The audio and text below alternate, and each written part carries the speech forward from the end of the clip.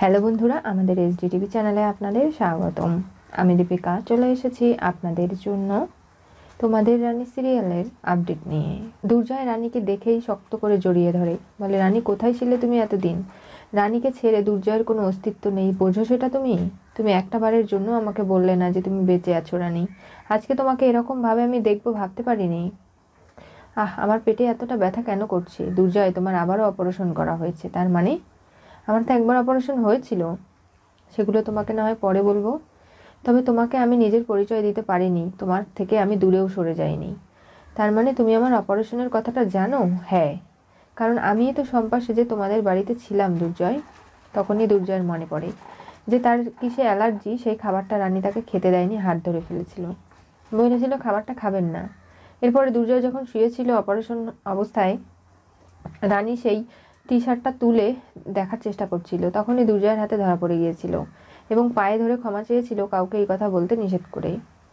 এমনকি রানী প্রত্যেক মুহূর্তে শম্পা সেজে ওই বাড়িতে থাকাকালীন দুর্জয়কে ফলো করত, সবসময় ওর কাছে আশেপাশে থাকার চেষ্টা করত। তাহলে তুমি এত কাছে থেকেও আমাকে কেন বলনি বলো? শম্পা সেজে যেদিন আমি তোমাদের বাড়িতে গেলাম সেদিনও তো তুমি আমাকে অনেক জেরা করেছিলে। তবে সেজদা ভাই এবং দেবযানীর কারণে আমি ওই বাড়িতে থাকতে পেরেছি। ওরা সব কিছু জানতো? হ্যাঁ, কারণ বলেনি এই সব কিছু জানাজানি হলে তুমি অনেক বেশি ক্ষতির সম্মুখীন হতে। আমি জানি তোমার কষ্ট হয়েছে, কিন্তু তারপরে ওগুলো বলতে পারতাম না বিধায় বলিনি। তোমার এই গোপনত্বের কারণেই আমাদের স্বামী স্ত্রীর সম্পর্ক খারাপ হয়ে যায়। তোমার এই সব লুকোনোর কারণেই আমি কিন্তু তোমাকে ভুল বুঝি, তাও তুমি শোধরালে না, তাই না? ওই বলে রেগে গাড়ি থেকে নেমে চলে যেতে লাগে। দুর্জয়, দাঁড়াও বলছি, আমাদের মাঝে আর কোনো ভুল বোঝাবুঝি হবে না, কারণ এখন থেকে কোনো এই সব কিছুর জায়গায় আমি দেব না। এতদিন ধরে আমি প্রমাণ জোগাড় করেছি। তুমি জানো, তোমার পেটের মধ্যে অপারেশন করে এই ট্রান্সমিটারটা দেওয়া হয়েছিল, যাতে তুমি কার সঙ্গে কথা বলছো না বলছো, কোথায় যাচ্ছ, কে তোমার সাথে কথা বলছে সেগুলো জানা হয়। কে এগুলো করেছে? অনিশা?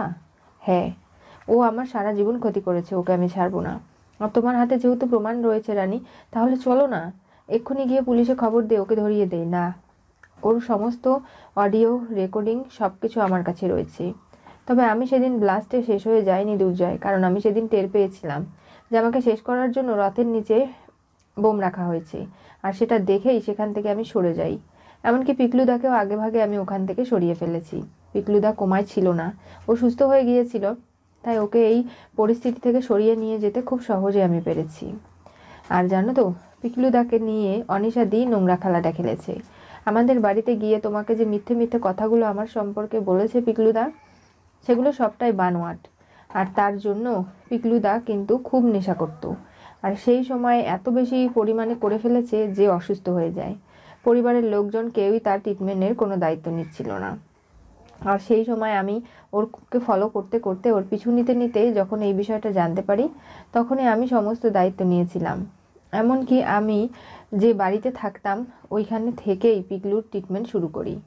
কখনো ওকে এক মুহূর্তের জন্য কাছছাড়া করিনি, এমনকি ও কত তাড়াতাড়ি সুস্থ হবে সেই চেষ্টা চালিয়ে গেছি। তার জন্য আমাকে অনেক পরিশ্রম করতে হয়েছে। আমি বলেছিলাম যে পিকলুদা, তোমার অনেক দায়িত্ব রয়েছে, তুমি এরকম করে আমাকে ছেড়ে যেতে পারো না। তোমাকে একদিন সুস্থ হয়ে নিজে মুখে দুর্জয়কে সমস্ত সত্যি জানাতে হবে। এখন আমাকে বলেছিল পিকলুদা যে দুর্জয়কে গিয়ে আমি সব কথা বলে দেব। তুমি বিশ্বাস করো রানী, তোমার মতো পবিত্র ভালো মানুষ কেউ হয়ে নেই। তোমাকে আমি ভালোবেসেছিলাম, এটা তো কোনো অন্যায় নয়। তবে তোমাকে স্টক করতাম, সেটা অন্যায় ছিল। তবে তোমার কোনো ক্ষতি করব এরকম কোনো কথা কোনোদিনও আমি দেইনি, আর কখনো করতে চাইনি। অনিশা আমাকে এই সব কিছু টাকা প্রলোভন দেখিয়ে আমাকে দিয়ে বলিয়েছে মিথ্যে মিথ্যে কথা। আমি দুর্জয়কে গিয়ে সব কথা বলতে পারি, কিন্তু আমি নিষেধ করেছি। তাহলে চলো এক্ষুনি গিয়ে অনিশাকে আমি শায়েস্তা করবো, ওকে আমি ছেড়ে দেবো না। দুর্জয়, তুমি বুঝতে পারছো না, অনিশার চক্রান্ত আরও অনেক কিছু তোমার জানা বাকি আছে। সেটা আবার কি? অনিশা আমাদের দুনিকে কিডন্যাপ করেছে। কি? ওকে আমি ছাড়বো না রানী, তুমি আমাকে ছেড়ে দাও। দুর্জয়, তোমার শারীরিক যে অবস্থা, তুমি কোনো কিছুই করে উঠতে পারবে না। অনিশা দিয়ে আমাকে চ্যালেঞ্জ করেছে, পুলিশ ছাড়াই আমাকে যেতে বলেছে। কাউকে কোনো কিছু জানালে তাহলে কিন্তু আমাদের মেয়ের ক্ষতি করে দেবে। ও যখন জানতো যে আমি বেঁচে আছি, একদিন না একদিন সমস্ত প্রমাণ নিয়ে তোমার সামনে গিয়ে দাঁড়াবো। তোমাকে যেহেতু ও কোনোভাবেই পাচ্ছে না, আর পাবেও না, তাই আমাদের সব থেকে দুর্বল জায়গা আমাদের মেয়ে দুনিকেও কিডন্যাপ করে নিয়েছে। এটা বুঝতে পারছো না তুমি? তাই দুনির যাতে কোনো ক্ষতি না হয়, আমাদের দুজনকে মিলে একসাথে যেতে হবে। গিয়ে ওর বিরুদ্ধে রুখে দাঁড়াতে হবে। তবে আমার কাছে কিছু পরিকল্পনা রয়েছে। চলো আমরা গাড়িতে বসে কথা বলি। এখন কথা বলে সময় নষ্ট করার সময় নয়, আমাদের তাড়াতাড়ি ওর ডেরায় পৌঁছাতে হবে। এই বলে গাড়িতে উঠে পড়ে। বলে, রানী, এখন থেকে তোমার সঙ্গে আর আমার কোনো ভুল বোঝাবুঝি নেই। আমি সবসময় তোমার পাশে আছি, তোমাকে আমি বাড়ি ফিরিয়ে নিয়ে যাব।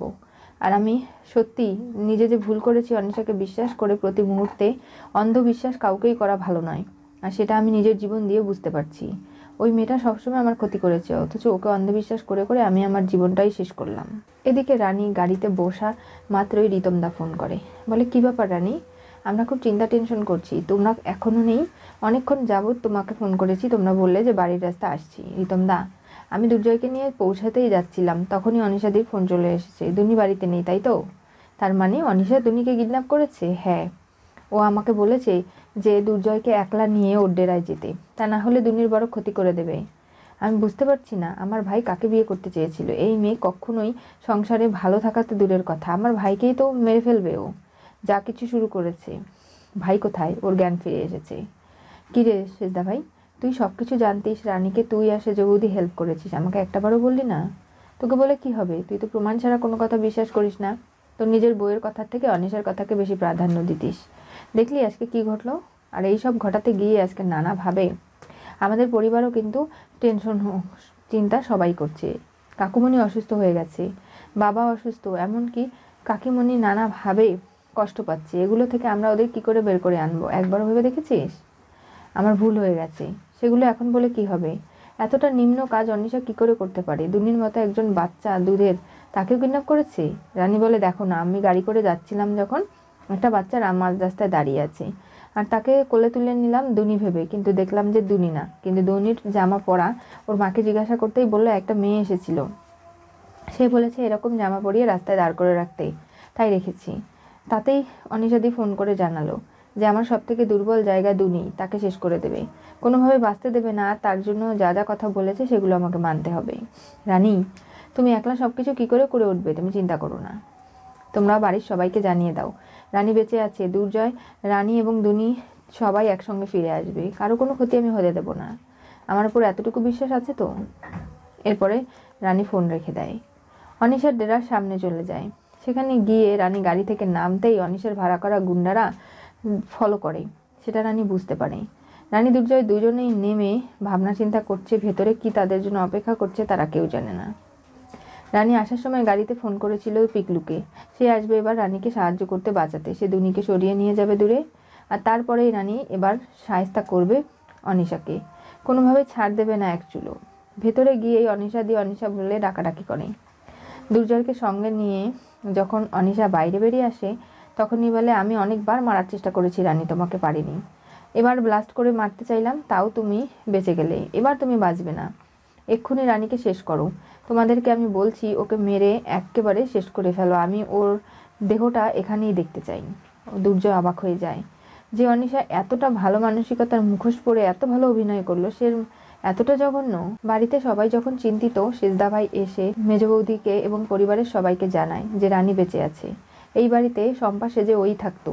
তাই বলি যে এক বাচ্চার মা হয়ে গেছে, এখনও রানী অবাধ্যতা যায়নি। ও কোনো কথা আমার শুনবে না বলে শম্পা সেজে যখন ছিল তখনও অবাধ্যতা কম তো করেনি। এখন বুঝতে পারছি। তবে এটাই সব থেকে বড় আনন্দের সংবাদ যে রানী বেঁচে আছে, ওর মেয়েটা মাহারা হয়নি। তবে অনিশা কি করে পারলো আমার ছেলের সঙ্গে এগুলো করতে? ও তো আগে থেকেই খুব খারাপ, তুমি জানো না কাকিমণি? আর দুনিকে কিডন্যাপ করে নিয়ে গেছে অনিশাই। অফিসার, আপনি তো সব কিছু শুনলেন, এখন কি করবেন? আপনাদের বাড়ির বৌমা যদি নিজেকেই ভাবে সুপারওম্যান এবং সব কিছু সামলে নিতে পারবে, তাহলে আমরা আর পুলিশ প্রশাসন কি করব বলুন? এরকম করে বলবেন না। রানী এবং দুর্জয় দুজনে গাড়ি করে ফিরছিল, হঠাৎ অনিশা ফোন করে জানিয়েছে যে সে দুনিকে কিডন্যাপ করে নিয়েছে। রানী দুর্জয় কেউই আগে থেকে জানতো না এগুলো। এরকম করে বলবেন না। আমি বুঝতে পারছি না আজকে যা কিছু ঘটেছে এর বিরুদ্ধে কি করে আমরা লড়াই করব। রানী তো একলা পারবে না, আমাদের সাহায্য করতে যেতেই হবে। না, রানী বলেছে কাউকে কিছু করতে হবে না, ও নিশ্চয়ই কোনো না কোনো কিছু ভেবে রেখেছে, পরিকল্পনা ওর আছে। ও দুর্জয় নিজের কোনো ক্ষতি হতে দেবে না, তোমরা দেখে নিও। জানি তো ওই মেয়ে ক্যারাটে জানে, এত সহজে কি ওকে হার মানানো যাবে? তবে অনিশা আমার নাতনিটাকে নিয়ে গিয়ে একদম ঠিক কাজ করেনি। ও ছোট দুধের বাচ্চা, ওকে কি করে এরকম করতে পারলো? ওই মেয়ের জীবনে কোনোদিনও ভালো হবে না। ও যে অন্যায় করেছে তার শাস্তি ওকে পেতেই হবে। কি হতে চলেছে অনুরাগের ছোঁয়া, কি হতে চলেছে তোমাদের রানী সিরিয়ালের পরবর্তী টুইস্টে? রানী দুর্জয়কে নিয়ে অনিশার ডেরায় দাঁড়ালো। অনিশা গুন্ডাদের রানীকে শেষ করার হুমকি দিল। আজকে দুর্জয় নিজের চোখকে, নিজের কানকে বিশ্বাস করতে পারছে না যে অনিশা নিজে মুখে স্বীকার করলো রানীকে অনেকবার মারার চেষ্টা করেছে। আজকে দুর্জয়ের সামনেই রানীকে মারার হুকুম দিচ্ছে অনিশা তার ভাড়া করা গুন্ডাদের। রানীও শাড়ির আঁচল কোমরে বেঁধে নেমে পড়েছে। কোনোভাবেই নিজের স্বামী সন্তানের কোনো ক্ষতি সে হতে দেবে না। আর পিকলু আসছে রানীকে আবারও সাহায্য করতে। এবার দুর্জয়ের সামনে নিজের সমস্ত কথাগুলো স্বীকার করে রানী এবং দুর্জয়ের সম্পর্ক ঠিক করে দেবে সে।